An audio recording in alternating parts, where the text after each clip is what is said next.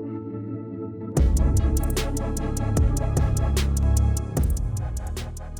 guys. Welcome to episode 6 of Mega Maniacs.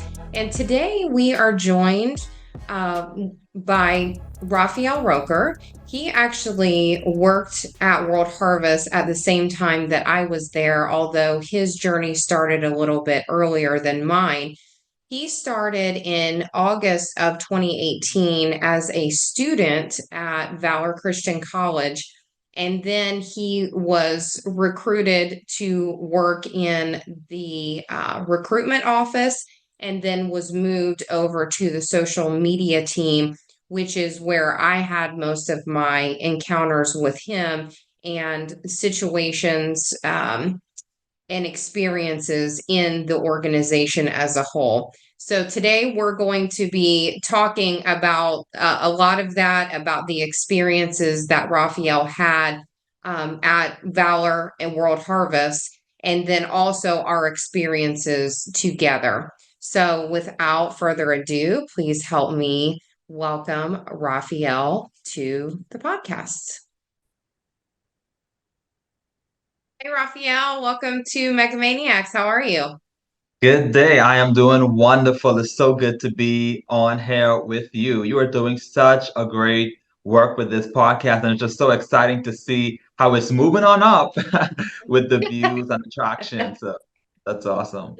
Well, that's your forte, right? The Yes, social media stuff. It's absolutely. I'm kind of technologically not very sound.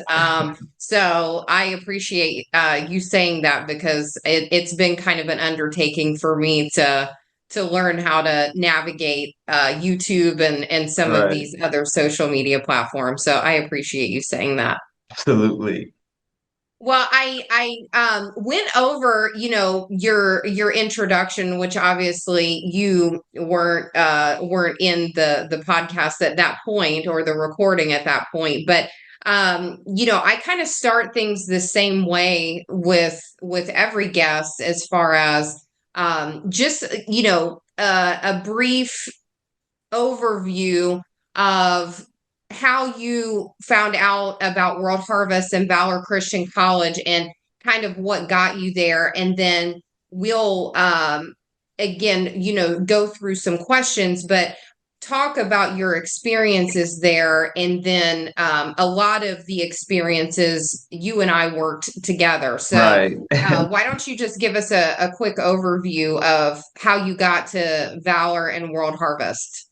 Right. So, of course, I was in high school at this point, a time back in the Bahamas, deciding, where I wanted to go. I was enrolled at the University of the Bahamas, and I had to move to a different island to complete my studies. But I was like, I don't want to move to a different island. I wanted to continue where I was, or I would look for abroad. So I was watching TV and I saw the ad, because I would usually watch like TBN or like the Word Network and those type of channels. And I saw the ad about Valor Christian College. I was like, wow, this is the place where I want to be based on that ad. So I applied, and I came in August 2018, and the rest, like everybody would say, was history. So I was just drawn to, the atmosphere based on the ad of, I see young people on fire for God. I knew about Pastor Parsley based on his program's breakthrough, and I was like, wow, this man is so on fire. I just, gleaned him, or take a liking to him based on his shows and everything. So that was my attraction to come to Vala. And then, of course, once you're at Vala, you're engrafted into World Harvest Church. Absolutely. So you had stated that you had watched Rod on preaching on TV Yes. for how long before you saw the ad about Valor? I'll probably say couple years, because again, our channel would usually be on TBN and those type of channels, and sometimes I would actually make sure that I'm on time to watch his programs. So I had Okay. a deep connection as far as television with watching Pastor Parsley. Okay.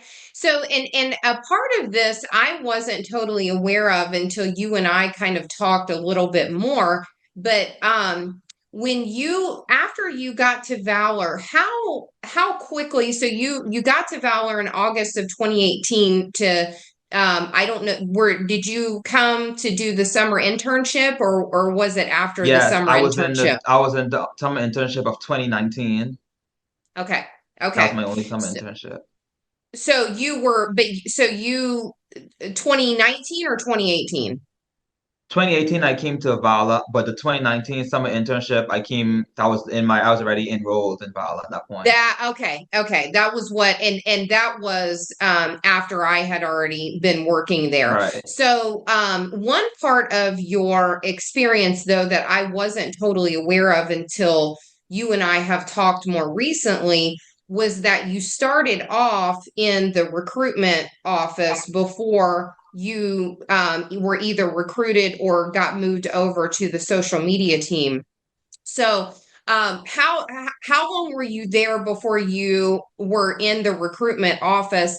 And then give us like a little brief overview of what that looked like. So I was working, of course, with the recruitment lead at that point. Even before I applied for a job, I was offered a job. So I was in the office and say, "Hey, we have this position for you to be the international recruiter for Val." I was like, "Oh wow, it's such a great opportunity, because I don't know anything about the places yet." But at this point, it's just like, "Wow, I'm already offered a job." So I was with them for about a year and a half or 2 years. So I was with them for quite a while. I think my first year I was just recruitment, and then I moved to social media, but still a part of the recruitment team, but just the media aspect. And I started to see a little things going on as far as we had to be on schedule, no matter like what was taking place. They were like, sometimes I would be like, oh, I forgot, or oh, it's a holiday, just so I could get a break. I'd be like, oh, I forgot that we had this thing here because in the Bahamas it's a holiday because they wanted us to be at almost everything with no breaks and no nothing. And at that point I was just like, so there are enough of us, so why do all of us have to continuously work overtime? And it's not like it was necessary for every single person to be there. But like, oh, if like the head was there, then all of us have to be there. And even though we're not really doing much, we just had to be there. And it was just kind of like, okay, so I just, swept the little hints of control, under the rug. Because I'm still new. I don't really know, how this place operates. So, but it was an okay experience, as far as that period of my life. There wasn't too much as far as where I was like, oh, okay, like I gotta get out of here. So it was kind of just getting my feet wet, I would say, into the world of World Harvest and Valor. Mm-hmm. And I don't know if I've completely gone into this yet because we haven't had just Valor students on yet, but I'm working on an episode Right. like that. But what was I've heard, and I had my own experience of the director of recruitment having lots of run-ins with students and staff members for that matter, of being, very nasty, very controlling, very much we are here to serve the Parsleys.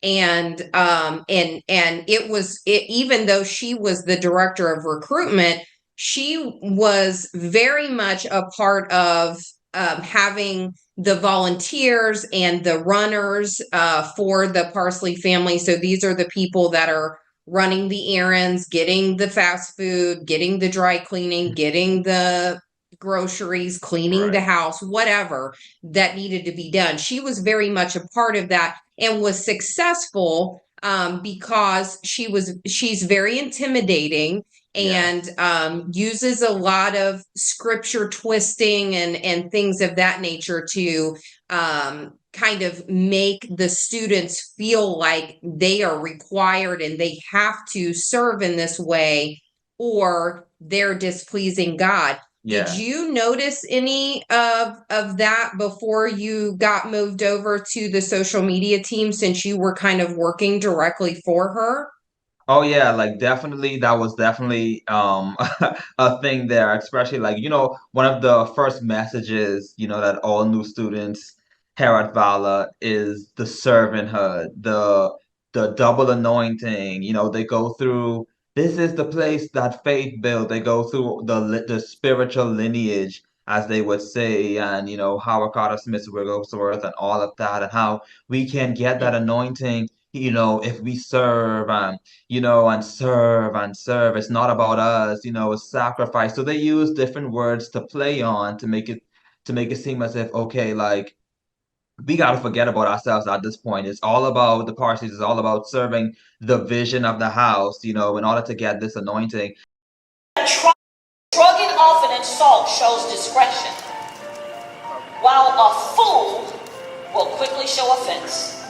Consider the fact that every time you choose to be offended, you give that trauma mouth to mouth, and it detours you from the call and the purpose that God has on your life.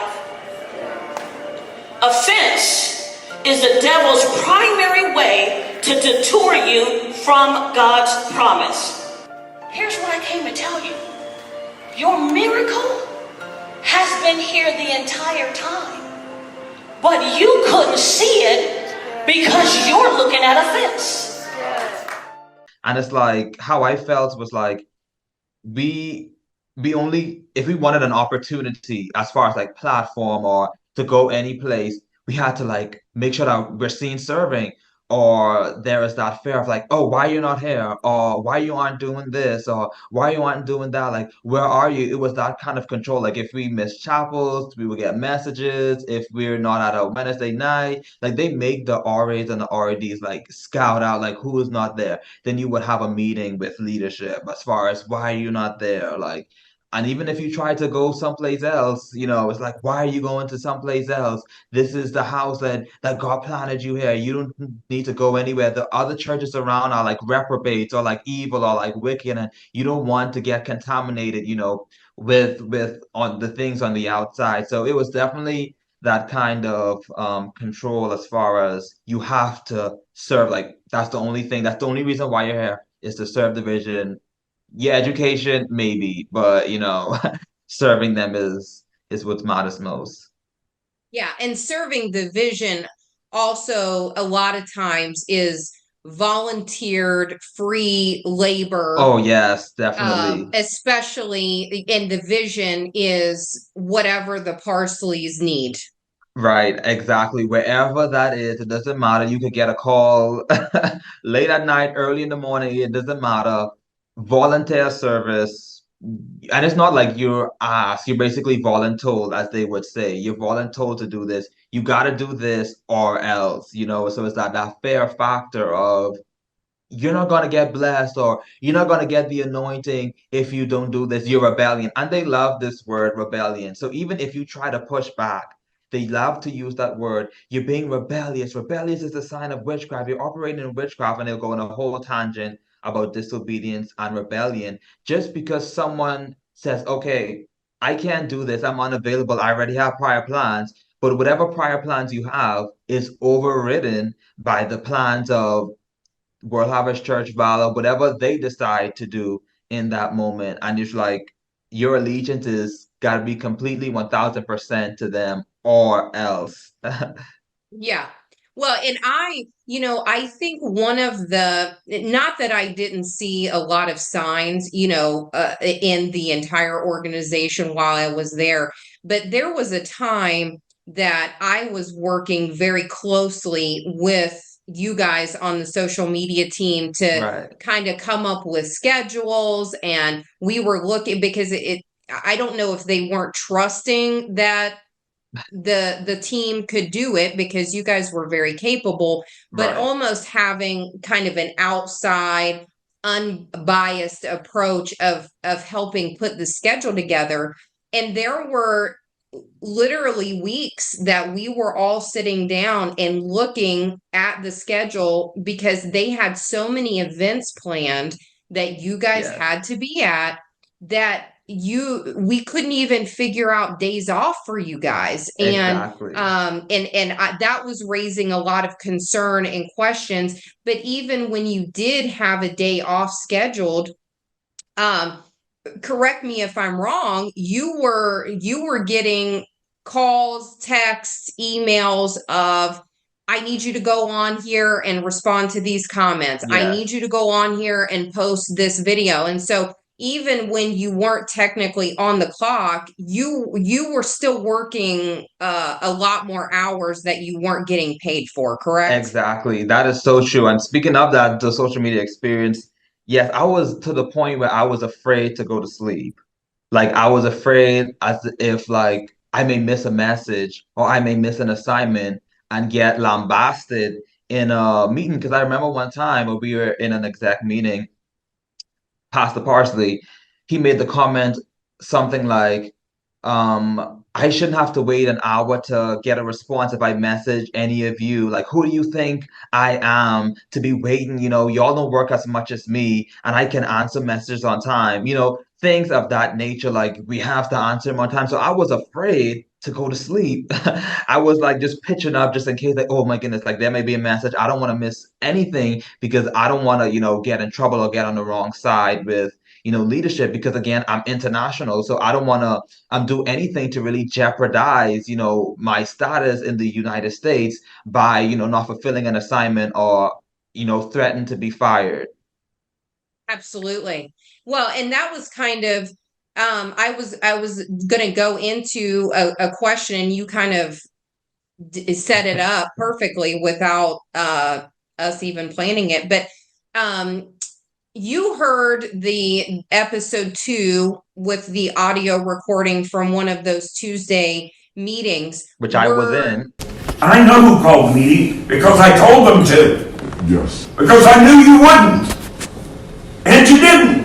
But we're ready for baptism. No, you're not. I can. Well, No, you're not. well, let me walk it through. It would take me 10 minutes to prove to you you're not. Okay, then. Whatever you say, sir.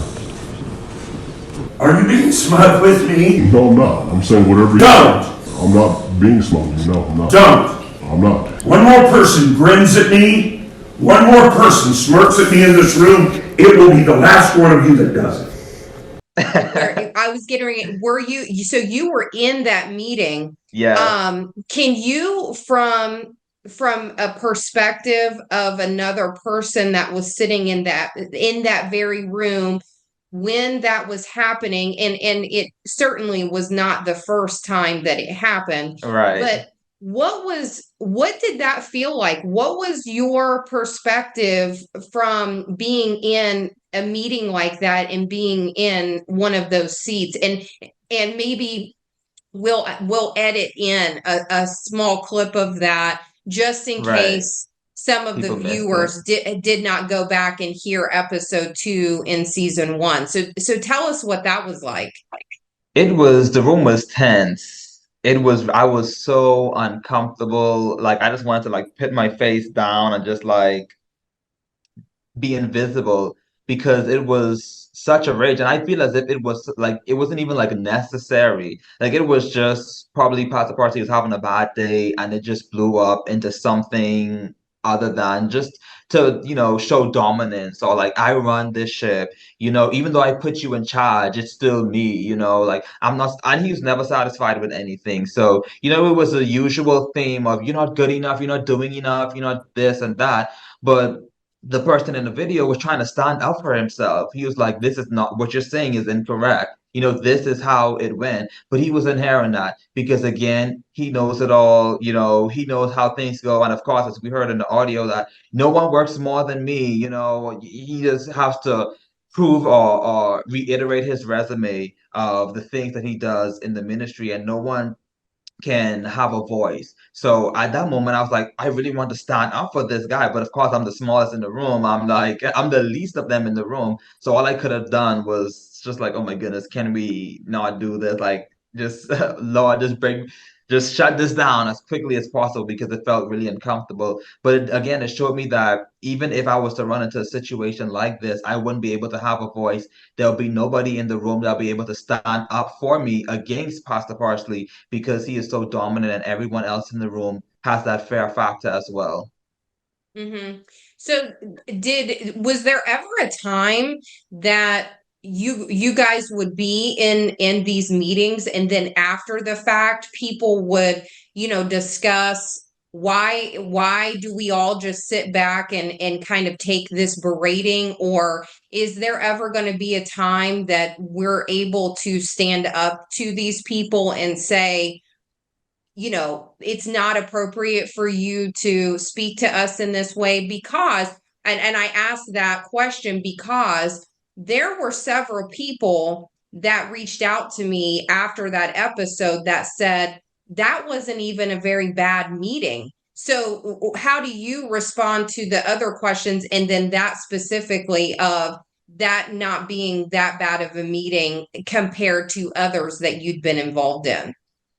I'm trying to remember. There was this meeting. I don't know if it was the same meeting or not, but we all went into like a break, and we were in I believe the A wing area, like that conference room area That from the conference room. exec. Okay. Yeah, and everybody was just like, oh my goodness, that was intense. They didn't really say we gotta stand for ourselves, but everyone in the room was had that a bit of frustration or like, oh my goodness, like I don't know if I could, deal with this, but no one outwardly say, um, I'm tired of this, or like we gotta stand up, we gotta band together. Everyone may have had their personal grievances, but it wasn't too much expressed. Now, between us as a social media team, we did, but as far as those who were other ones who was in the exec meetings, no. Everyone had that fair factor, like someone may talk or, we really can't stand for ourselves. And what was the last question?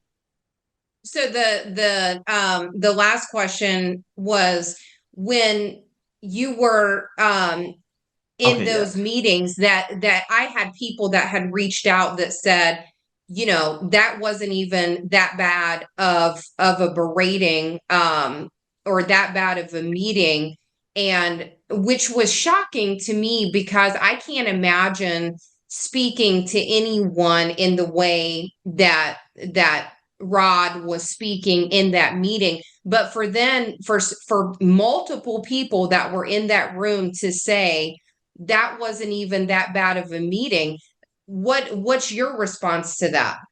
When I was literally talking about this last night. When someone is in an abusive relationship or in any abusive environment, they become numb to that. They become numb to the things that would affect them, negatively. So they think this is normal. Oh, this is just him. This is just the way things are.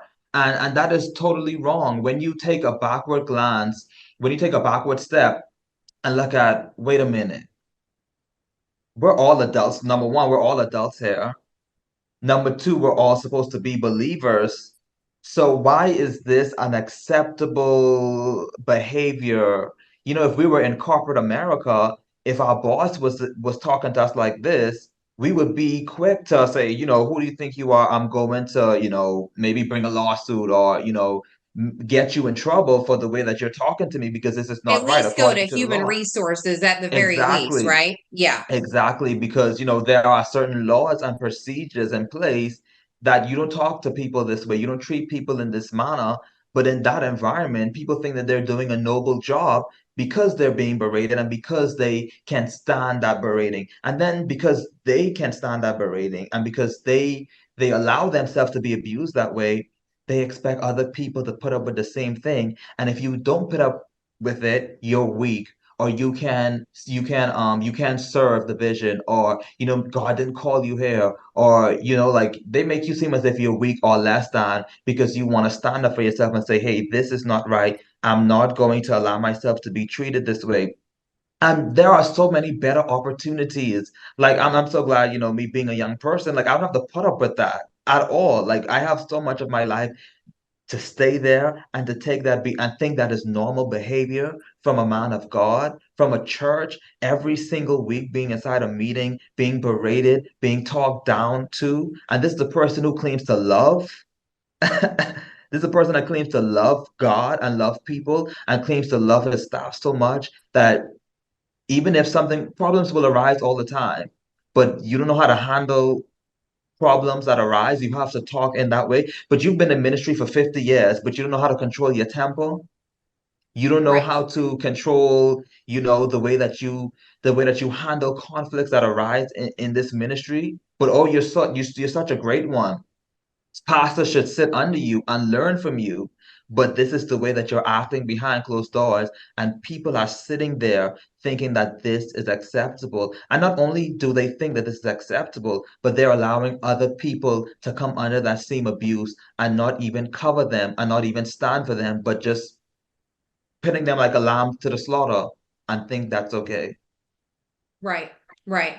Well, and I know just in the amount of time that I was there and the people that were in my office and that sort of thing, that this was very much a common occasion, but people leaving there in tears or Yes, having panic attacks and having anxiety or literally having to pull off the road on their way into work to get sick because their right. nerves were just running rampant because they knew that they were going to have to go into these meetings as soon as Yes, they got there, and they didn't know what to expect, but they were right, pretty sure it wasn't going to be good. right. So in talking about you moving over to the social media team, I know that you kind of had a few different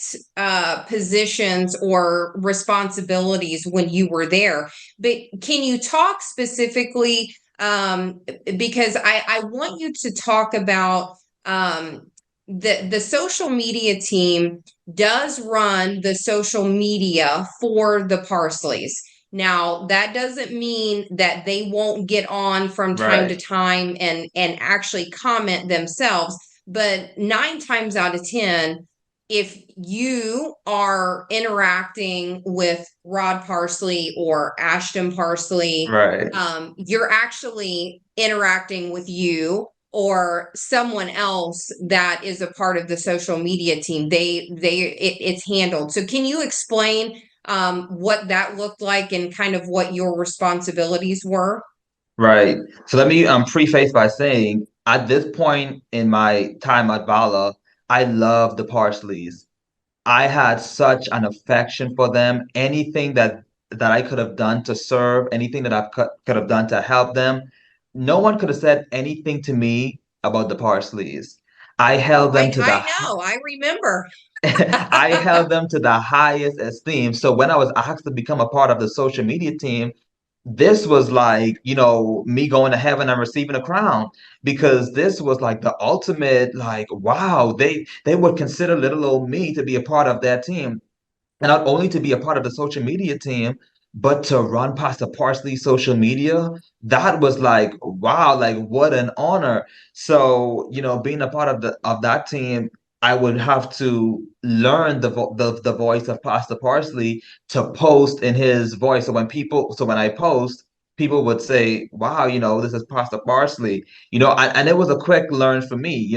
He said, I did a good job with knowing his voice, and even like commenting and responding to people. I had to learn how he would respond and respond to. I think at that point it was every single comment actually that we had to respond to in his stead. And sometimes there would be situations that would arise and negative comments would come up, and that was when like we had to be full-fledged, full allegiance to the Parsleys, deleting comments like 24/7. If anybody said anything negative, we had to delete them. If he missed and saw a negative comment, it would definitely be a problem. Why did we leave this here? So we had a responsibility to not only respond to comments, but to scrub through the comments and make sure, everybody is well pleased and, encouraging, and everything is dandy. But, deleting comments, there it wasn't always peaches and cream. Yeah, and I had never actually heard of that term scrubbing of comments, but learned what that meant because I was always shocked, that there weren't at least a couple of negative things because I was involved in a lot of areas of the ministry because of Right. being in HR. But hearing, the people in the prayer center that they would get phone calls that were very negative.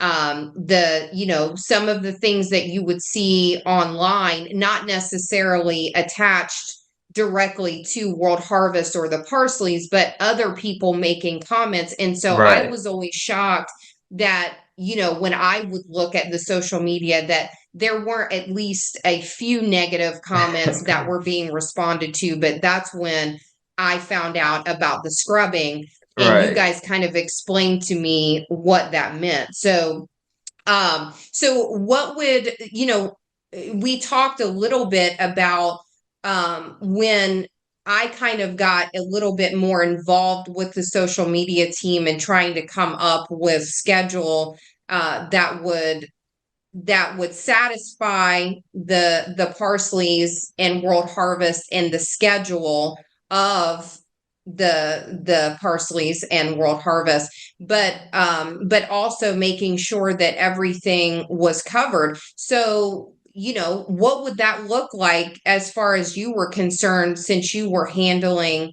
Rod's social media directly?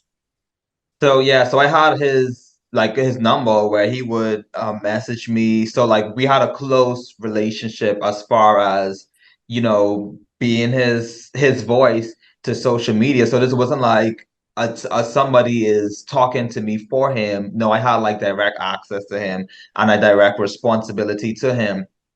And the schedule didn't make a difference for me because I was on call basically all the time. So no Right, matter if I was off 24/7. or not, right? Because I remember one time I was at the gym and I don't know if something happened during that time, but something, I guess, a crisis happened in America and they wanted to make a statement. And I was messaged by, I guess I'll call him a supervisor.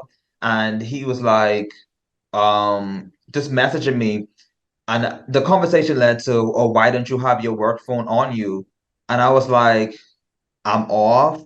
I'm at the gym. But then I was told, oh, you need to have this phone on you at all times because you never know what can happen. And at that point, I was like, this cannot be my life. I'm at the gym, literally came from work. So it hasn't probably been 2 hours yet. But now I'm at the gym just getting, my peace and quiet after a strenuous day to say that, oh, I need to have my work phone on me at all times because I don't know. So Right. I was on the call all the time, no matter the day, no matter the time. And not only was I just with PR Pasta Parsley, I had Miss Joni added to me.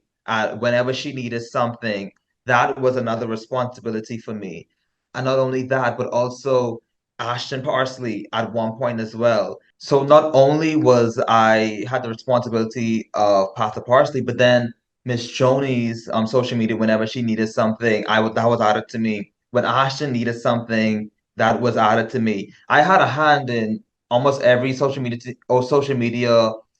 page at one point, even City Harvest Network and Harvest Music Live. So the scheduling thing, it didn't matter, and we tried to work so that they can, pretend to care about, how much time we put in and to give us a break. When in reality, there was no break because our life was constantly revolved around, that place. Well, and I want to make sure that people understand, because I even had a hard time understanding the magnitude of how much work there was in regards to running the social media. So you're not just talking about Rod Parsley being his own entity, Ashton Parsley being her own entity, Joni being her own entity, World Harvest Church, Valor Christian Yes, College, Harvest Preparatory School, City Harvest Network, Harvest Music Live. So right there, we're at 8, right? And right, and maybe I'm missing, but then you have the different platforms. So you have Instagram, Facebook, YouTube, right. Twitter. So you have to speak in their voices, but a lot of that doesn't roll over into the other platforms. So you're doing additional work on each platform to make sure that it fits in with how that's all configured, right? Exactly, right. We didn't do HPS, so that was one platform we didn't have the Okay. responsibility for, but the other platforms, that is correct. We had those to do, and it was just like we're not the biggest team in the church. No, So at that point there were what, 5 people there on the were team? yeah, there were about five of us. Okay. And we had to handle all of that while creating content too, while being at service, while doing anything outside of that. If there's anything going on that needed, content to be captured, planning. So there were different factors, being in meetings to discuss, what their vision is for social media. So it was a lot. It was like a revolving door. We had no time. Sometimes we were like at church late at night, and that's just social media team. And I Yeah. was even before social media team, I was a part of local church for you. I don't think we discussed this, but I was a Right. part of I don't local know, we church didn't. with the then director of recruitment. She was over local church at one point, and that was Oh, another. because there was a hole because someone had left and we didn't have Yes, anyone to replace them with. Okay. correct. And it was two of us students that Pastor Parsley met with. I guess he was raising us up for something or whatever. And that's when we were in local church. And at that time, that was another thing too. Work around the clock. I already knew the type of person the leader was at that point, and it was just an horrendous time. I remember one time we were closing up in local church, and the other guy was like cleaning, and I was just waiting on him to finish like cleaning his part or his area, and she came in, what are you doing standing there? You need to be doing something. Like, what is wrong with you? And basically, she we met us at the back, and she basically berated me for literally just standing there waiting for him to finish vacuuming as we were wrapping up. Because I guess I wasn't doing enough. Like I wasn't, fixing something so that she can see that I'm doing something. So even if I had a pause moment waiting, that was that was like the end of the world. I was in direct like I didn't appreciate the opportunity to be in local church. I don't know what that means to be in local church. There are many people that could have had this opportunity, and that I was just starting. That's when my tolerance level or my willingness just began to diminish, and I was just like literally like starting to become like a zombie in that place, like just there, like just existing. So that part too added to, and then I was in social media too. Well, and I want to add in also, because this was also a very common theme there, that there was really not much training, if any training, given to most people that worked there. And I mean, even, luckily I had been doing human resources for a very long time, but it was very much baptism by fire, right? I Correct. started on a Monday, and by the next day, I was doing open enrollment for health insurance for the entire almost 300 people on staff there. I mean, it literally happens that quick. There is no training program. There is no No. way of judging how well you're retaining the information and that you Right. understand what the job response. I mean, there weren't even job descriptions, right? Like you No. didn't come in and say, oh, okay, these are going to be my job responsibilities, Right. and yes, I feel like I can do all of these even if I don't get much training. But it was very much baptism by fire for almost everyone Literally. that started working there. Right. All I remember in that specific meeting with the local church was, oh, like read a book on the energy bus. Like that was that was it. That was the only material that I had going into that department. And it's not like that department had 10,000 people in there. So it was like, I don't know, like this is not my area. And then even though I was working, I guess not to the standard, I was told by someone, oh, that I was being called lazy. Like Well, and what? I can assure you that that was not the case, because even Exactly. though you and I didn't, I wasn't your boss. Our Right. offices were right next door to each other, and Exactly. you and the social media team, you guys were always there, and Exactly. at least two of you on the social media team at that time lived in the dorms. Right. So you were not like, it wasn't like you, when you left work, you were driving home, Right. 20 minutes away and actually had some space. You were walking Two back over steps. to the Right. Valor dorms. So you were at their disposal basically 24/7 24/7. whenever anything was needed, and they could just come knock on your dorm door and say, "Hey, Raphael, we need you to do Right. XYZ." And could you say no? That was the ultimate sin, to say no. So whatever I had planned, whatever I was doing, that would now become a less of a priority if I get a message to, hey, we need you here, or this is what we need you to do. So at that point, no was a non-existent word in my vocabulary. I was unable to set up those boundaries, and even if I tried to, it would get a lot of pushback. It would not go over well because that's not the type of environment that likes to hear no.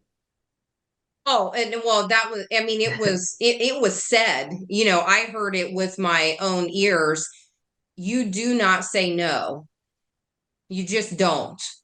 And I know that I didn't hear it very often. There were a couple people that did push back, including me, Right, as far as going to church there and that sort of thing. But it was very much taboo to say no. right. Just was not a word in the vocabulary. So let's see. Um, what was your most disappointing experience at World Harvest? Ooh. Where do I start? Where There were a do lot, I I know, start? and we're going to talk specifically about Right, kind of what led up to your leaving and the mass exodus from the social media department, right, because I was involved in that, and I told you right, that was one of the most heartbreaking experiences that I was personally involved in there. And right, so that's I want that to be separate. So without that, being right, discussed, I know there were several things as right. far as being a disappointment.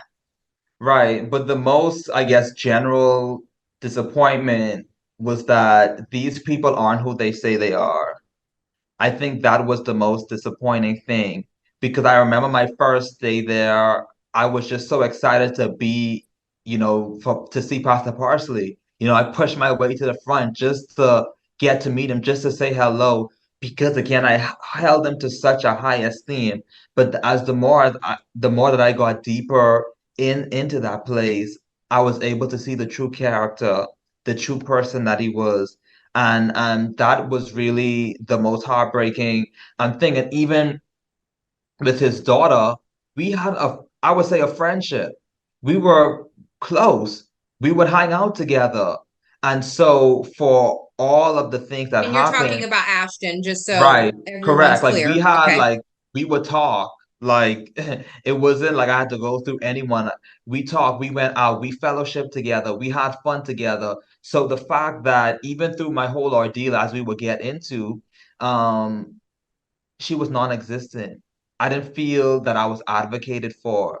I don't feel as if, you know, she was even there as far as, what's really going on, just oblivious to the whole thing. So my greatest disappointment was that these people aren't who they say they are. They're not as genuine as I thought they were, and that was the most disappointing thing.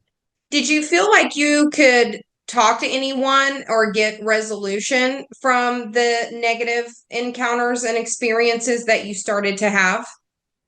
Well, you were definitely a vital part in that. I felt as if I could have talked to you as far as any grievances that I had, and even though it was a tough thing, you tried to give it a cushion as best as you can to mitigate the situation because you knew how that place operated. I was able to a co-worker who I love so much. Of course, I'm not gonna say her name, but she really helped for me to even see that the things that I were experiencing there was not okay. Because again, I still had the veil on that, I'm giving them the benefit of the doubt because my love for them really outweighed common sense at that point. I mean, that's what it was. Yeah. Yeah. Oh, But well, she, for a lot of people, I think. right, And right, that's why it's important for people to hear your experience because I think a lot of people come there with a certain intent and then are very much disappointed, but then have all of these other feelings and experiences that they have right. to process. Right, and that's so real. Like I'm seeing these things with my eyes, and I'm experiencing these things that I'm feeling aren't good feelings. But I love them so much. I'm saying, oh, it's just a bad day, or things are gonna get better, or things are gonna change. And I'm having this hopeless hope, basically, that somehow magically that this will all be, rainbows again. But my coworker was definitely one who played into me realizing that what I was experiencing was not okay, and a person that I can talk to really help me to get out of that situation. Hmm. So I want to, before we kind of dive into the mass exodus of the social media department and kind of what led up to all of that and how that all went down. Um, I know because you and I believe the other person that you were just speaking of, Yeah, there was a time that that the two of you specifically were in every one of those Tuesday yeah, meetings, which was the service planning meetings. yes, And there was a specific experience because you guys came to my office afterwards and were sort of flabbergasted that it had even happened. But tell us about that day and what transpired that led you, because this was starting to lead up to yes, the social media department was like having it up to here, yes, and everyone was feeling like we don't know how much more of this we can take. yes. So again, at this point in time, again, my love for them. I love the Parsleys with everything that is in me. So I do not know exactly like where the shift was because I thought that they loved me and I loved them. So the feeling was mutual. So I don't know the exact point of where it all went downhill, where all of this um um really like negative and just like attitude and the gross behavior towards the social media team, came from. We was in the meeting and it was, I believe, the meeting after that they had the corporate meeting with all of the employees. The senior elder there, I believe, led that meeting, and so we were all in the meeting together. Me and my coworker was sitting next to each other. Mind you, at this point, it was like a little break. Everybody was talking amongst themselves, and it wasn't really nothing. So Pastor Parsley looks over towards us. Mind you, someone else was standing in front of him at this point. So he turned towards us and said, "Oh, what's so funny?" And me and the person was kind of confused as to like, what do you mean? Yeah. So at this point, I didn't respond. So my coworker responded and said something, and he said, "Oh, well, I don't find that funny." And we're just like, and at this point, everybody in our row was kind of like, like what's going on, and whatever else he said. But anyways, the climax of that, he was like, you two dismiss yourself from this meeting. And he told our supervisor at that point, he said, so and so, go deal with them. And I'm like, excuse me? But of Hmm. course, I was like, you know what, at this point, I was like, you're doing us a favor, you're doing us a blessing. I will by all means come out of this meeting because I don't have to hear you berating or speaking or any of that sort. And that was when we got it. Even our supervisor was confused. He was like, I don't understand where that came from. I don't understand like what happened. There was just a lot of confusion as to where all of that came from because to be honest, it wasn't even nothing serious. Everybody was having their own conversation. We weren't like ha ha ha ha, like making a big scene without laughing. We were just, And it was laughing during amongst a ourselves. break. So Right, based on his reaction, I would assume, and again, it's all an assumption because I don't think anyone really ever got a clear answer, right, but assume that he thought that you guys were joking about him or joking right, about something. But this was literally a break in the meeting. right. Everyone was kind of talking amongst themselves and trying to probably be a little bit lighthearted because the Exactly. meetings are so tense, Exactly. and Exactly. And then it was you're yelled at because you guys then came to my office and right. said we just got kicked out of the meeting for smiling. Yeah, exactly. And that's the thing. Literally, like there was no Well, he like said in that one meeting, the next person that smirks at him, it was going to be the last one to do it. So exactly. maybe that was you guys. Exactly. Exactly. Exactly. And I was like, it Yeah. wasn't even like smiling of all the things. A smile is what disrupts you to react in that way. There's a deeper issue at play there.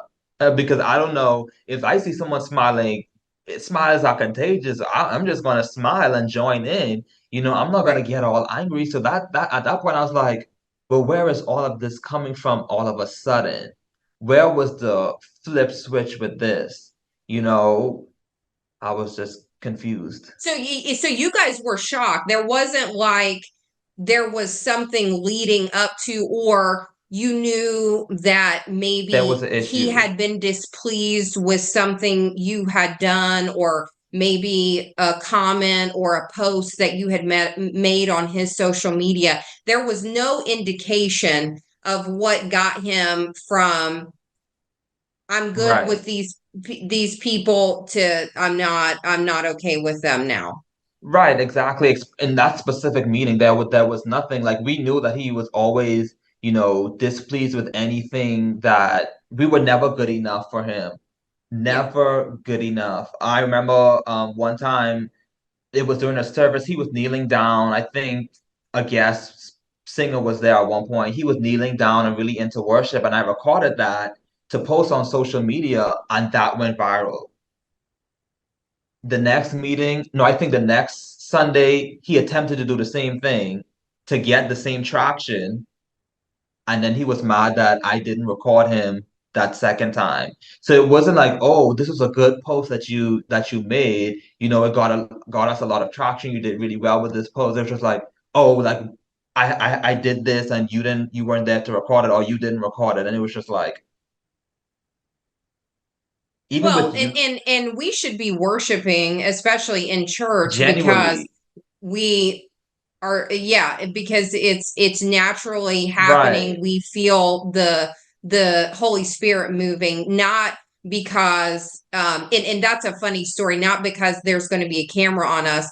One of Exactly. one of the only times that I attended services there, one of them was a Wednesday night, and I was there with my mom and my kids, and there was a point in the service where he says in the microphone, get a camera over here. And my mom was like, I'm going to the restroom. But she literally never came back because she was just so disgusted Right.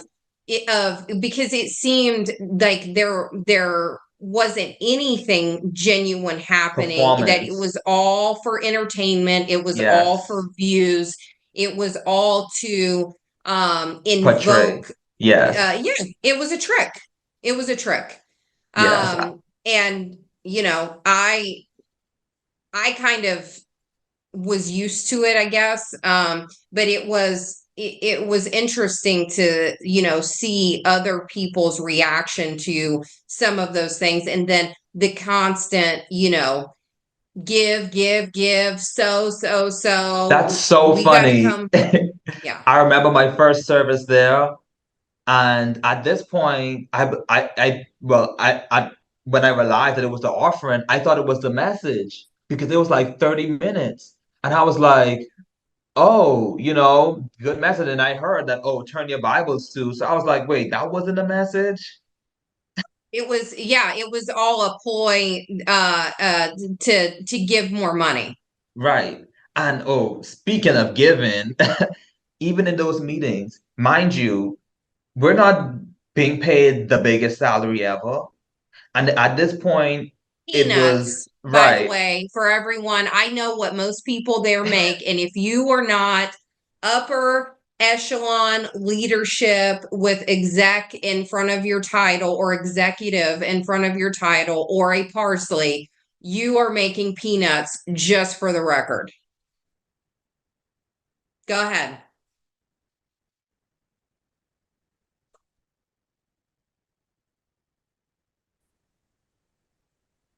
so speaking of giving, mind you, we're not the biggest paid, in the ministry.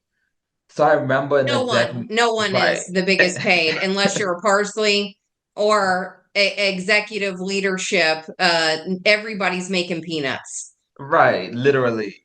And at this point, I think they were renovating the pews, and we were literally about to be forced that everyone had to pay a certain amount for either a row or a seat in the $250 a seat. I bought one of those seats. I right. got roped into it too, Raphael. Right. I'm glad at that point when the payments were being collected, I was already out, thank God. But if I was still there, I would have had to, cough it up. And even during the women's clinic, I believe that gala or whatever, we were Yeah, the going to be women's clinic forced, banquet, right? We were going to be forced to pay for a which was table. $1,000, by the way, for Right. everyone. So it was 10 seats, at $100 a seat, and they wanted, because I was there, they wanted every department to sponsor a table, and in sponsoring that table it was $1,000. So whether you were recruiting people to pay that $100 to Right. take that seat, or you as a department were trying to come up with the money to pay for the table and then just invite people to come to it. Exactly. And I and was just and like, and when I say people are making peanuts, they're making peanuts, but when you figure how many hours you actually put in compared to what you were making, it was in the single digits, less than minimum wage. right. And that's how they Yeah. get you to be on salary rather than clocking in. Because if you really clocked in, that money would have been piled up. It was, Yeah. it was, it was Oh yeah, crazy. they don't want to pay overtime. Anybody, in Right. fact, if you were hourly, now they would pay overtime, especially if the parsley said, but they also, I know, would guilt, a lot of Right. people, because people would come to my office and say, I think even you, Right. I'm working off of the clock. Exactly. And that is a labor law no, but I know that it did happen, and that was then another discussion that I was having, that hey, we've got these people that are working off of the clock and not being paid because they're getting yelled and screamed at that this work isn't getting done, but that the ministry also is not going to approve overtime. Exactly. Exactly. And I was just like, and then like as a valid student, because I also worked in exec too. I've been everywhere. So Yeah. I worked in exec too, as far as like cleaning his quarters, cleaning the conference room overtime. Like if guests are there, we have to wait till the guests leave to then come and clean, to then come and make sure everything is vacuumed the right way, and things are placed in the right way, things are dusted, things very particular. So all of Oh, those I'm aware. things, Yeah. cleaning his tub, that's how like I want people to understand, like, I wasn't just a student in a seat. I was in that place, in his quarters, cleaning his bathroom, cleaning his tub, cleaning his areas. I was Yeah. in there, and hours upon hours. Yeah.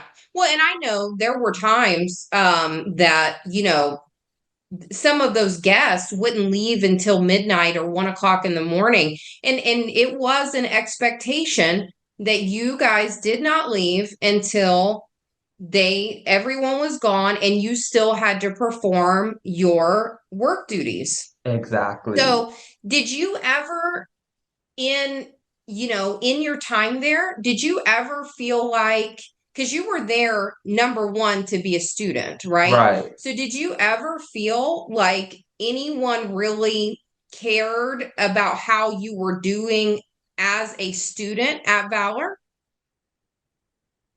There were, as far as professors, yes. As far as the people that I worked with, barely.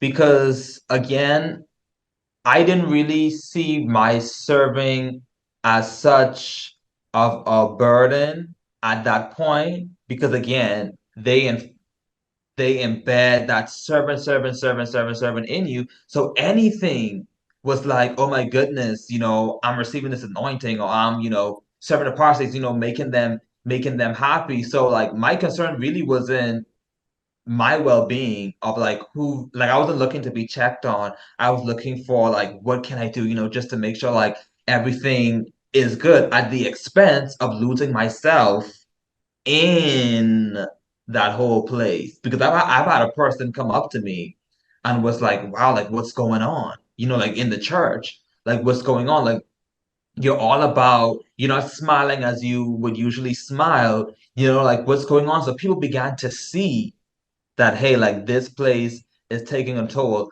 But backtracking to like as far as Valentine, there are professors like who really care. That's what I liked about Vala. There were Yeah. professors, thank God, who were in there at the point that I was there, who were able to guide me through that whole Vala time. Because the Mhm. bosses or the lead persons, they were trying to do their own thing, but those professors really were the grace in that entire place Well, and at that trying to also understand, because they were all aware that if you worked in certain areas in the ministry, of what kind of expectations there were to perform, and the hours requirements and that Right, sort of thing. And I agree. I mean, there were and there are still right, many great people that work there, not just at Valor, but overall, right, that again, they care. They are right, the ones that are the loving God and loving right. people within the organization. And so thank goodness for them. But I also say that very lightheartedly, Right, because when you have people that even though their hearts are in the right place, I think that it also lends, some credence to the fact of, I am doing the right thing. These people are helping me right, through all of this time that I have to work and all of these things that I'm going through. And so it also then, creeps in as, well, I should, do this work and not complain. exactly, And yeah, and so it's, even though their hearts are in the right place, it also sends another message that exactly. the Parsleys are Mean well, here, right, and we are to do whatever needs to be done to right, serve them and make them happy, and make the ministry successful, if you right. will. But okay. So I want to, and unless you have anything else on that, I want to kind of go towards where we're really coming to a crossroads, because this first situation, I'm going to mention it because it is noteworthy. Right. But it seemed like there were some stepping stones leading up to the culminating event of you deciding that you're out of there. Right. So there was a Sunday service. During that service, you were trying to get some kind of camera angle or something like that, or you were trying to get something. You can correct me. Right. I'm just repeating as I was involved on the back end. Right. Someone that was running a camera ended up pushing you, and other people saw it, but not only were you upset, but other people were upset that it happened. So you guys came to me after that church service in the week and told me what happened.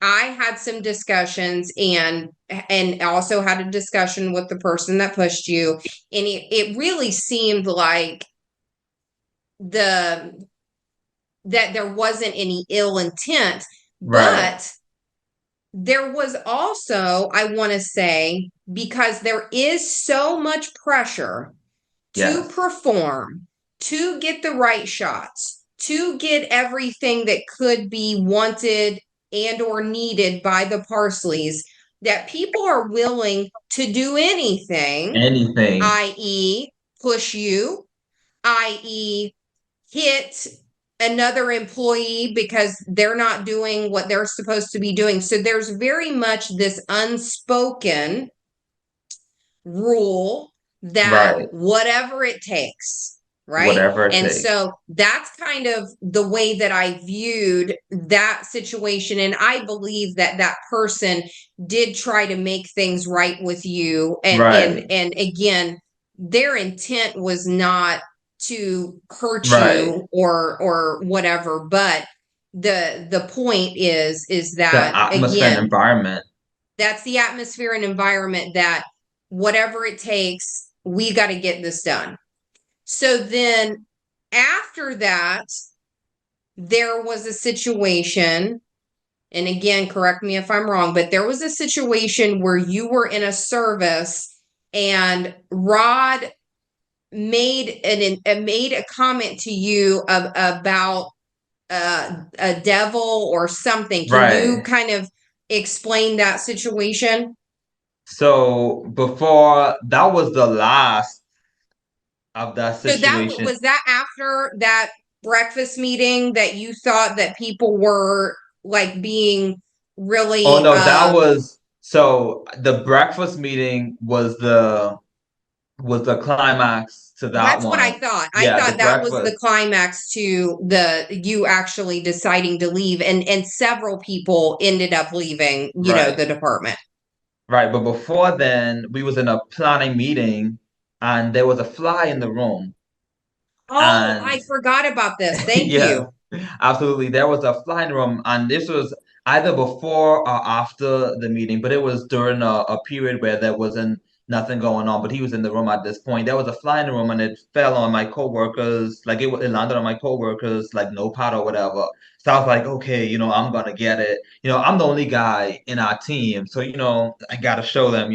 So I smashed the fly, and I killed it. And Pastor Parsley made the comment and said, ha ha ha, of course, Raphael will be the one to kill the fly because that's what he had to do, or that's what he have to do every day in the Bahamas. Paraphrasing his words, but basically, word for word, that is what he said. And at that moment, I was just like, did I hear correctly? And my coworker like kicked my feet and was like, did you hear what he said? But at that point, like we dare not say anything. So like Mary, I just had to hold those things in my heart at that moment because it's just like, did he really just say that? And like was laughing and like thought that was the biggest joke ever. Like that is what you're telling me and saying to me in that moment. And that was another strike. And now to the Wednesday, even before I get to the Wednesday, we were starting to take over YouTube as well as a part of the social media team. So we had our brainstorming ideas. We had things that we know that needed to be changed. Our supervisor, the Parsleys, they didn't want to listen to us. They know it all. So we were just like, you know what? Whatever. So then they invited these CHN people to come in to train us for like two days to Hmm. train us to take over YouTube. And we're just like, the same things that they were training us with, we have already been saying, and we're like, this doesn't make any sense. Like, why are we being subject to this? And Pastor Parsley in that meeting, the lead person who was leading that meeting, he's like, the wealth of knowledge that this person has, I will pay them $5,000 a week to be here. And we're just like, is this what you're gonna say in front of us to make it seem as if we aren't doing our job, to make it seem as if Mm. we're not doing what we're supposed to do? When literally, and we said this in the meeting, we're like, we had it up here. We're like, we literally said this to you guys that this is what we needed to do to help make the YouTube better. Not saying that there were some other things that this person said that weren't valuable to us, but for the most part, it was just regurgitating. And to make that statement about you would pay him, and he made a statement like that twice in front of Yeah, us, like I would pay him any amount of money right, to be because here. he's so great, even though most of the things that he was saying were things that you and the team had already suggested. Exactly. And we're Okay. just like, wow. So, anyways, that was Well, another and then another way of just kind of humiliating you guys in exactly. front of, because if I recall correctly, after Rod was no longer in that room, the person that came to train you was praising you guys about how much knowledge you Exactly. had and how well you were doing, correct? Exactly. Exactly. And Okay. that's the thing about it too. People would come and see us. 'Cause I even Like remember a from other time churches. from other churches. I can't remember who it was, but I was hosting, I think, or something like that, and I overheard a conversation about that guy, that social media guy that you have. He's really great. And that only then would you hear the praise about, we're doing well. So it took outside people for them to see the value in what they have, but they would never tell us how great we were. It was always Mhm. negative. It was always you guys can do more or you guys didn't do this enough. So it was all that. Well, But and I anyway, also want to interject one thing before you right. start talking again is that in that same breath about these other ministries would send people to kind of see how World Harvest Exactly. Church operated. These people from other ministries who had their own media teams, their own social media teams, they had these departments. They could not believe that you guys got the amount of work done with the amount of people that you had, that they Exactly. actually got less work done with more people, and so they were very shocked. I remember that being a conversation, that they were shocked that you guys could perform and put out the amount of work that you were putting out for as small as the teams were. Exactly. And the thing about it, we Okay. loved that. We loved our jobs. Like don't get me wrong at all. We loved what we do, but it was just that toxicity of, Sure. Well, and it was at the head. It wasn't like, exactly. and we've talked about that in other episodes that, when you have a toxic work environment, you don't need to look anywhere but at the very top, because Exactly. if it's at the top and it's tolerated and this is how they behave, it is going to leak down into the other areas, and you're going to then see it multiply within the organization, whether it's a Christian work environment or not a Exactly. Christian work environment. If it's at the top, it's going to trickle down everywhere. Exactly. Exactly. Okay, so So go back. Sorry that yeah, we no, we took right. a we We're took a getting little all the detour there. details in. Right. So this was a Wednesday night. So this was during the time that we had the YouTube training because the person who was training us, his father did that Wednesday night service. So it was during like the altar call, like during ministry or whatever. And Pastor Parsley was on the bird pick, as we would call it, and I was standing behind him. At this point, he isn't doing anything worthy for me to be capturing content, but my eyes is literally on him. I'm watching him, and he turns around at one point during this. Now, mind you, people are at the altar, so people can see what's going on as well. And he turns around and say, "What are you doing standing behind me?" So blah blah blah. You're not in the spirit as much as the devil is. And I was like, at that point, like I smiled, I believe either I frowned or smiled, but whatever it is, the negative feelings that I had to quickly change that and put a smile on my face because again, I didn't want to make him look bad in front of people that were there. So I was concerned about how he looked. Even though he just berated me, in front of the altar. So I was like, I'm not gonna make a scene. I'm just gonna take that. I had to swallow that painfully and get back to what I was doing. And afterward, a person who worked there, who's no longer working there, was like, that's just what he is. That's just how he acts when he's in the spirit, something to that effect, basically justifying what she just saw him do to me at that point. And when I went back into my office, I cried my eyes out. Well, I I know, was and you so when hurt. you came and saw me, obviously it wasn't that night, but you Right. came to me the next day. You were also in tears in my Exactly. office, and this was the the heartbreaking events Yes. but that started it because I had never, every time I had ever seen you, you were always smiling, you were Right. always energetic, and still very much Team Parsley, Right. even with all of these things going on. Exactly. Exactly. And that's the thing about it. I was even after that, because I called my mom that same night and I was crying to her on the phone and I was like, is this how someone who says they love me is gonna treat me? And I was crying to her on the phone and she was telling me, okay, I think it's time for you to go. And I was still wrestling with what, I'm just gonna give them the benefit of the doubt. I'm just gonna wait it out. I'm just gonna see. So even still, I was still giving them the benefit of the doubt. I was still saying, you know what? It was just a moment, I can continue to wait and see.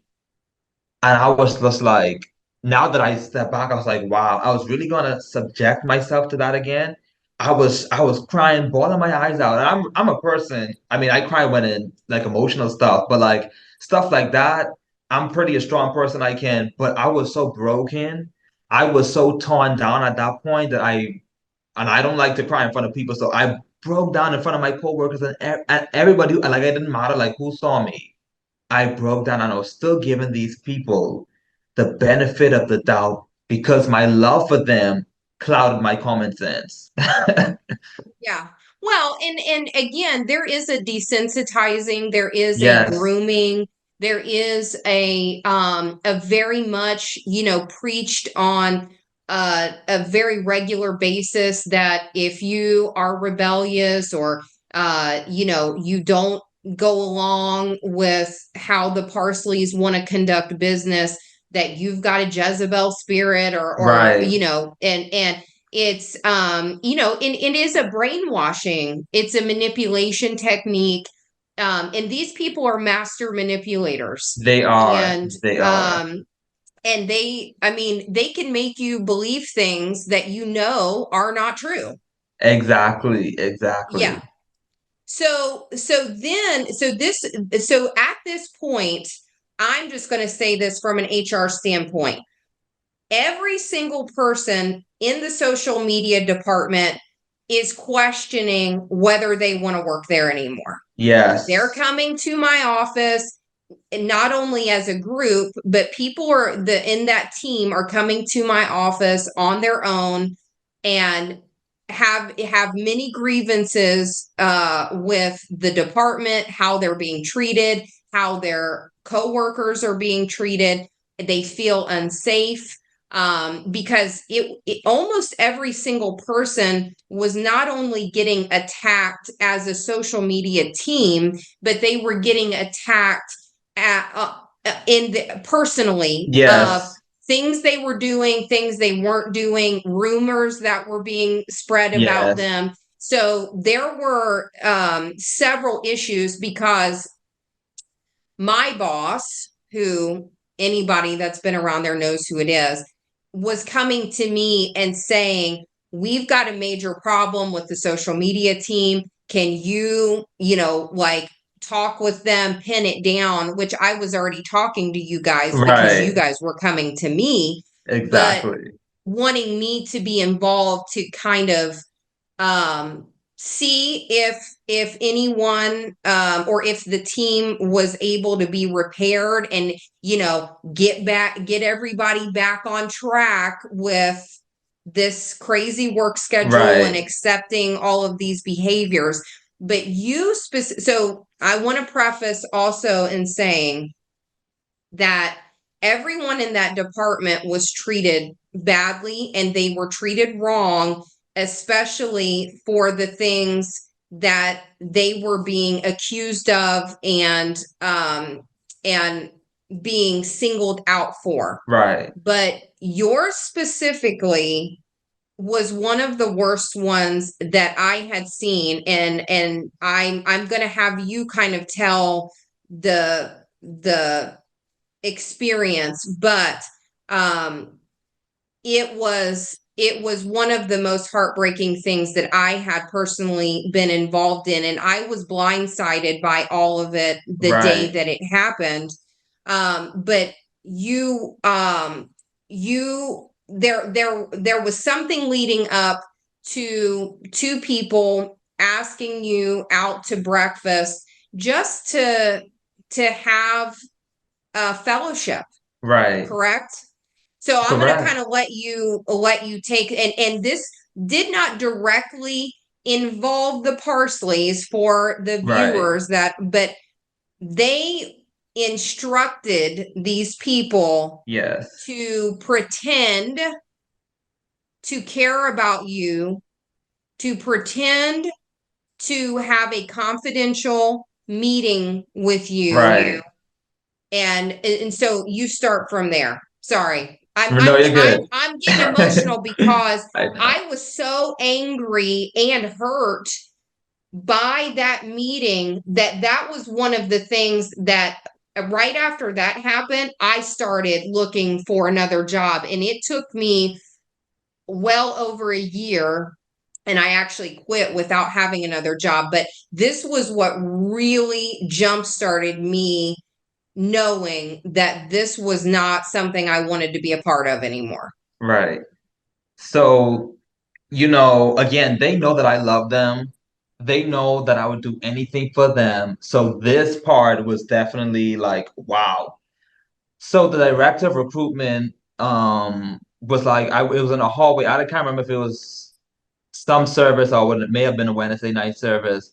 And they were like, oh, like let's go out to breakfast. We haven't, talked in a while. We haven't, because we were in different departments at this point. So my antennas was like, I'm not sure I want to do this. But I said, okay.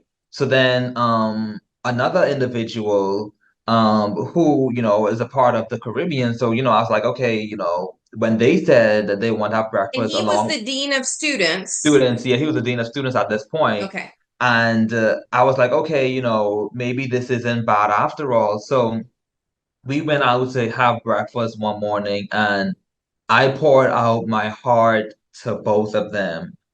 At this point in my time there, I was going through a lot with what was happening there. So this was the opportunity for me to just share my heart, share my grievances, cry if I must. And literally, the director of recruitment was asking, like, does the whole social media team feel the same way? I was just like, I can't speak for them, but I know that we all share the same, frustrations. We all, have these things going on. So, and then she was like, oh, like, do I have any plans? So I was telling her my plans, of what I wanted to do. And she was like, you know what? You need to go on a 30-day fast or something like that. She was basically caressing me to go on a 30-day fast to think about my decision. And she was asking if I could commit to it. And I was like, no, I'm not committing to that. Like at that point, my mind was kind of solid on what I was wanting to do, but I still was unsure. But anyways, I poured out my heart. I told them the things that was going on and how I felt, whatever, whatever. I thought it was a good meeting. Well, kind of a good meeting. other than being caressed so fast, which was kind of typical of her and that whole thing, because she knows what's going on. She knows what I was saying was truth. But of course, damage control was the fasting thing. So, anyways, after that meeting, not even 3 hours later, I'm being called into a meeting. And at this point, I was like, I don't know what this meeting is about. So when I went into there, I saw the two individuals. I believe you were in there at that point, and Yeah, another. and just so I'm just going to interject Go ahead, quickly. you can- Right before, so maybe 15 minutes, 20 minutes before that meeting happened, the director of recruitment came into my office and said, "We're getting ready to have a meeting with Raphael, and we want you to be present, um, more as a witness, and to like take some notes. And if you need to interject, that you can." But it was more, I feel like, after being in there and experiencing it, that it was more of, if you saw me present, that not only did you assume maybe that I was on board with what was Right, getting ready to happen, but that there was a trusted member of, the human resources right, department in this meeting. And so it was, everything that was getting ready to happen was okay. right. Okay. And even like, oh, like even with HR being in there, like, oh, maybe my job is in jeopardy right now. Right. Those type of thoughts. So we were inside this meeting, and everything that I told these two individuals in confidence, just sharing my heart, didn't know this was going outside of our convening together, was brought before me like I was, before a tribunal, like before the courts. And I had to defend myself at that point. And at this point, I was already starting to prepare to leave. So I was, secretly getting my bins and packaging up my stuff, but I wasn't completely ready to leave. So at that point, I was like, you know what? I was just emotional during that time. I'm good. It's just emotional, basically just to give me more time to Sure. fully prepare to leave. But every single thing that I said in that meeting, and I was definitely hurt in that moment, like, wow, I trusted these two individuals with my heart to literally just to express my frustrations, and for them to now use it against me, which I feel as if they were trying to kick me out, trying to get me out before I quit, was just really like, wow, like, why would you do this? And in the back of my head, thank you for the Holy Spirit. He gave me the words to say. Like, yes, I was emotional in that moment. I didn't lie. I was emotional inside that moment. But now, everything is good. Everything is fine. We can move forward in whatever. Wait, but I think too that it was said that the whole social media team wanted to quit, which was something that was a lie. And I was like, that is not what I said. I Right. said that I can't speak for them, but we all had some frustrations. But, like, if you want to hear from them, you can't go to them yourself. I'm not Right. going to be the one to be that spokesperson. Well, and I want to interject just because this, other than that berating audio that was in episode 2, the director of recruitment was talking to you in the exact same way. She was attacking you. Yes, She was spewing venom. The tone of her yes, voice was very nasty. She's yelling and yes, accusing, she's twisting your words, she's using things that you told her in confidence against you. And the dean of students has turned into a deaf mute, for lack of a better term, right, because he sat there like this the entire time. He did not say anything. He could barely look you in the eye. And I'm reading the body language, right, and I almost stopped that meeting to tell her that she could not speak to you in that way, And by that point, it was starting to come down as far as the tension, but only because you made that happen. Right. You brought down your tone. You said, I'm not speaking for anyone else. I was just venting to you guys at breakfast this morning. I don't want to really leave.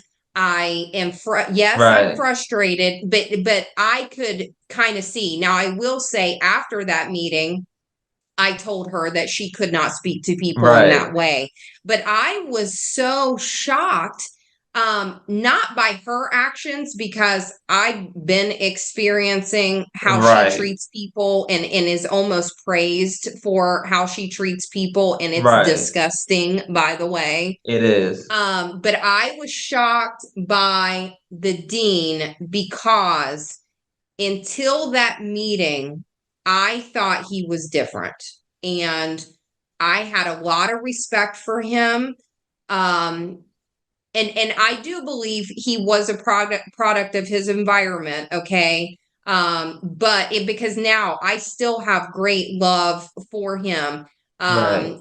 But I was shocked that he would be involved in a scheme not only against a student but you, because I knew you guys were like this. Right. Exactly. Exactly. We had so many things in common, our skin color, our heritage. So I just thought, if nobody else would look out for me, it would be him.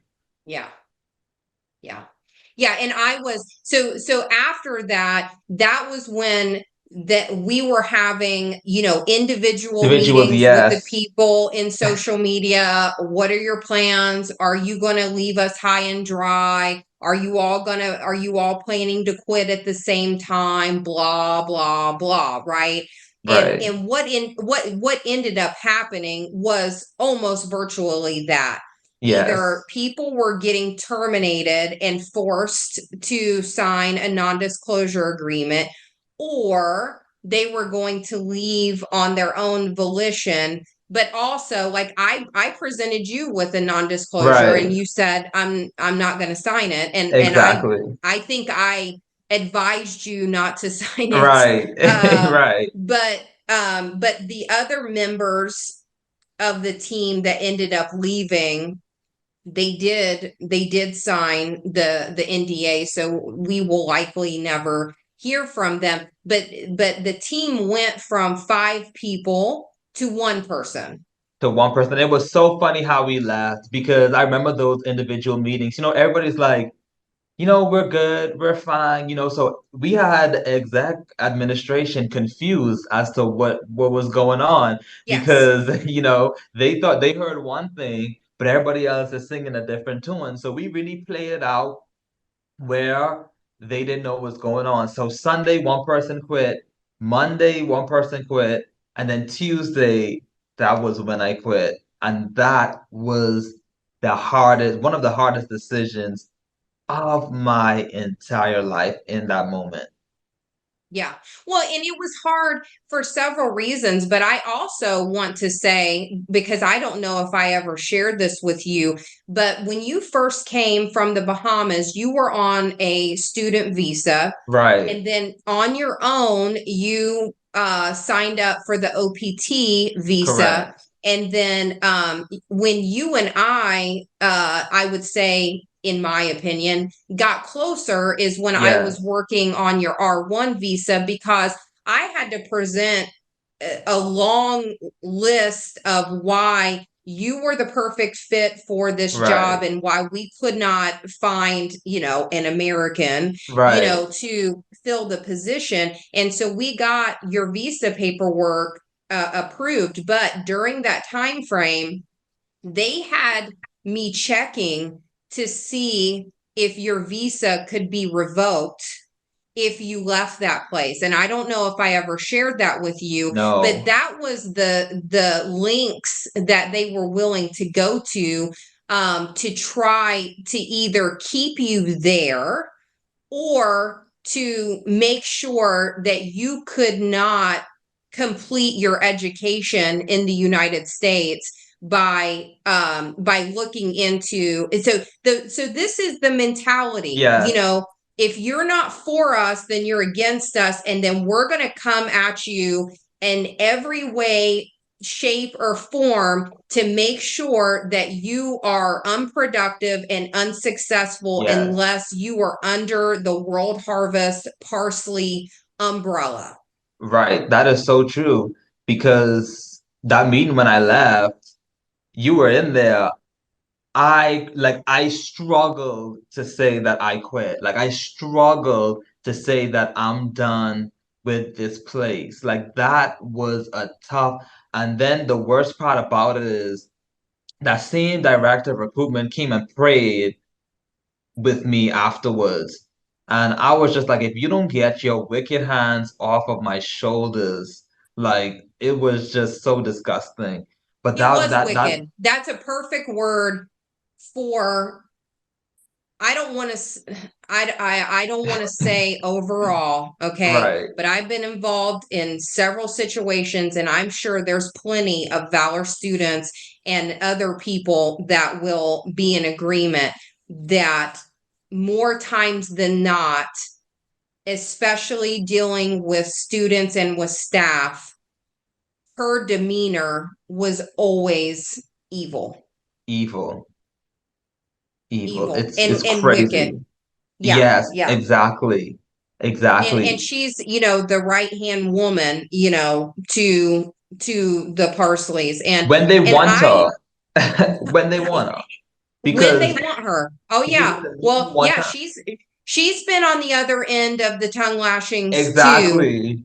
and probably didn't deserve it, because I have seen, not to go too far off topic, Right. but I have had conversations with her. I have had situations with her that I could tell. I mean, she's even been in my office saying, I don't know how you deal with this. And I said, deal with what? And she says, tricking people.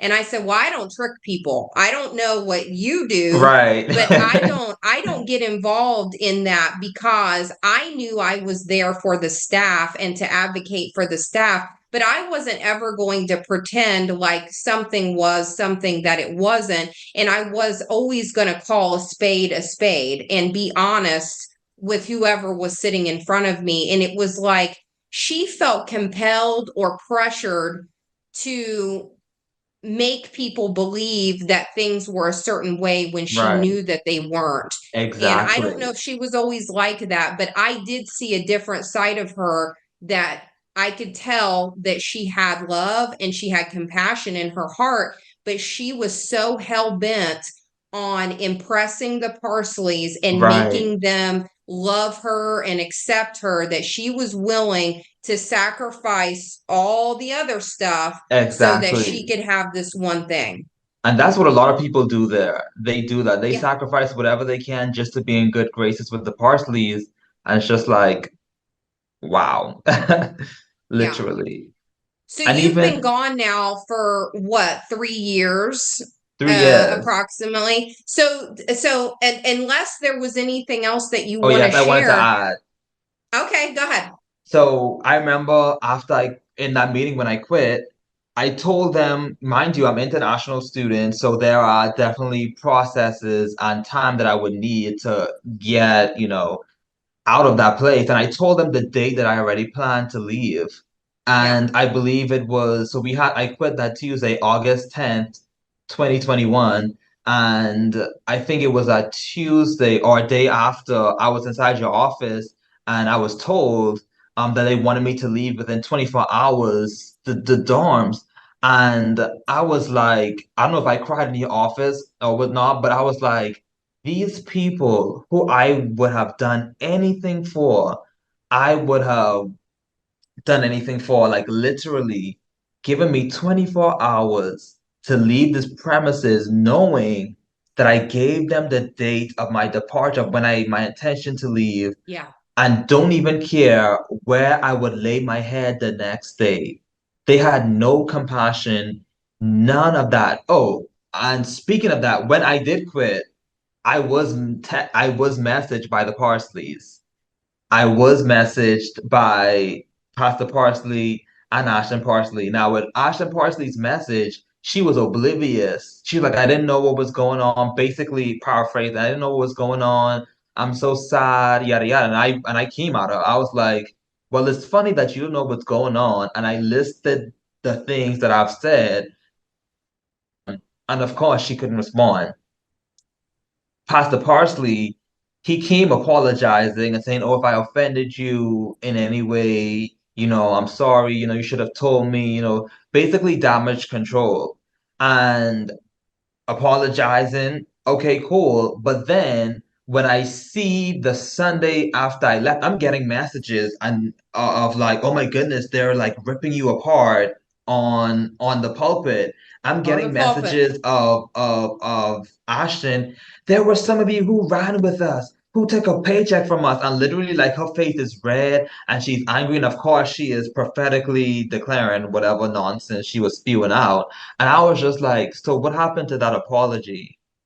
It That obviously was wasn't the clip genuine. that I showed Oh, on. yes. So that clip, for anybody that's watching, I used a brief part of it. It's when she's calling people reprobates, Yes. but I posted the whole 6.5 minutes. That it was August of 2021. So that was in response to you So, yes, and specifically. all of the social media team that I've left.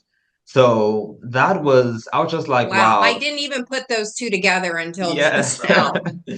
I was just like, Wow. wow, this is literally, I was like, so all of that nice messages that they tried to butter me up with, oh yeah. And Pastor Parsley in this message, he was like, I don't feel as if your time here is done yet. I'm God, not God. And I was just like, well, okay, but my time here is done. Like, and I was just like, thank you for the time, but my decision still stands. And I told him why I was leaving too. So that part, I And was then like, they wanted to give you 24 hours to move out, knowing that right. that was absolutely impossible. Exactly. But I thank God that I was already prepared and I already was already shipping out most of my stuff out of the dorm. So I didn't really have um much to really pack or to leave with. So I was able, and I had someone across the road that was there who I'm so grateful for helping me during that time of leaving. So that is what they did to me. The one that I who would have done anything for them. Yeah. 24 hours. And that's, if you look at the guests, most of the guests at one point or time had those, same feelings that you have expressed. And then, as time goes on, it gets worse, it gets worse. They see more, they experience more. Yes. So for the, this is always about, as I always tried to be, even in the HR department, let's be solutions based. Let's not Yes. focus on the problem, even Right. though let's talk about it, but let's not focus on it. Let's Right. focus on the solution.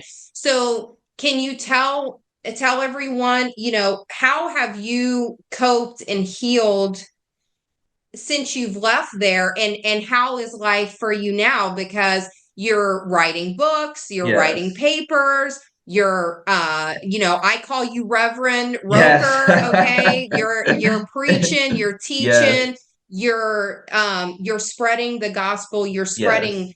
real love. Yes. You can just look at you and feel the love that you Yes. have for people and the love that you have for God.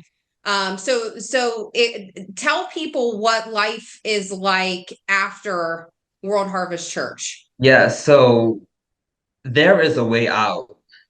There is definitely a way out of that place. And when I left, I was like, wow, there's actually a whole world out here. Like, there were things that I haven't seen before. There were things I was able to do that I haven't been able to done because when you're in that place, it's just consuming you.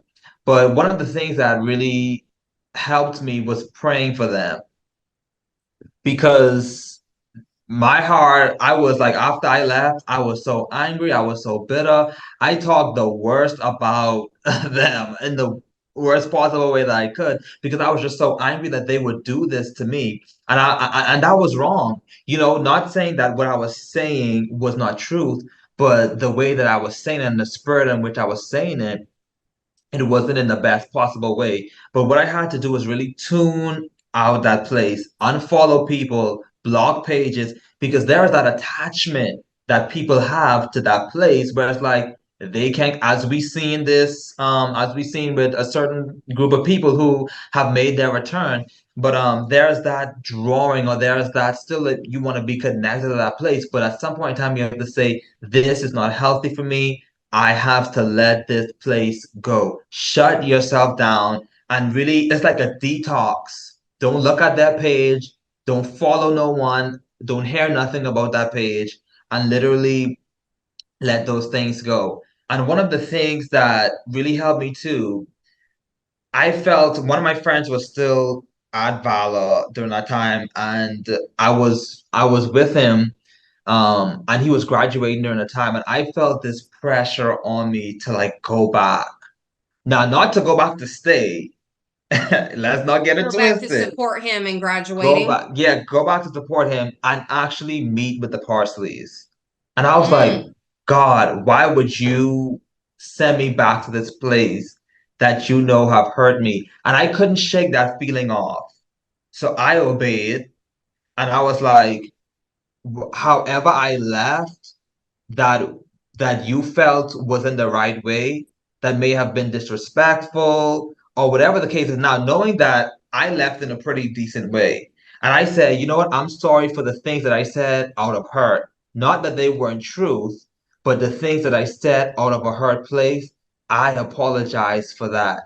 And I released myself, and that was really the place, because at that point it was a couple months, it may have been even a year, that I was still having some back and forth with that place.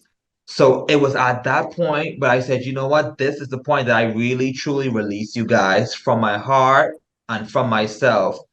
I make my apologies for the things that I may have done wrong, because in this whole thing I didn't do everything right. I didn't. There may have been things that I did that they didn't like, or, may have not been in the best way. But I say, you know what? I'm big enough, even if I never get a real apology from you guys, where my relationship with God matters so much more than hearing an I'm sorry from you guys. So I'm making my path clear with you guys, that I'm saying, I apologize and I release myself from you guys. And that was that. And ever since then, there was such a weight lifted off of me that they can't say nothing. My truth is my truth, and I'm standing on my truth 1000%, but they are going to be accountable to God. And now I am free. So I'm studying my master's at Baylor University. I'm having some of the greatest opportunities that I've ever had in my entire life. My relationship with God is flourishing. Life is great. I found a newfound freedom, a newfound joy. I have no resentment. I have no bitterness towards them. They're in the hands of God, and I'm just doing what God has called me to do and enjoying the life, and also being a voice to those who don't have a voice where they're at, and to understand that, hey, abuse isn't right, manipulation isn't right, control isn't right, and there is so much life that God has for you outside of all of that craziness. So that's me. Well, and I appreciate you having the courage to come and speak with me and be, a guest on the podcast and talk about your Absolutely. experience, but also how things have gotten so much better, because I Yes. think that's the case for most people. But I have one question for you. If they Yes. offered you $1 million to come back there and work, what would you say? Absolutely not. Listen, I'm like Lot's wife. I'm not like Lot's wife. I'm not turning back to where God brought me out of. I'm enjoying life right now. There's no amount of money that they could pay me to go back to a place like that. I'm moving forward with a fixed focus. Absolutely. Well, I appreciate you coming on and telling about your experience while you were there. And I just want to thank everyone for continuing to Yes. watch, like, and subscribe to Megamaniacs.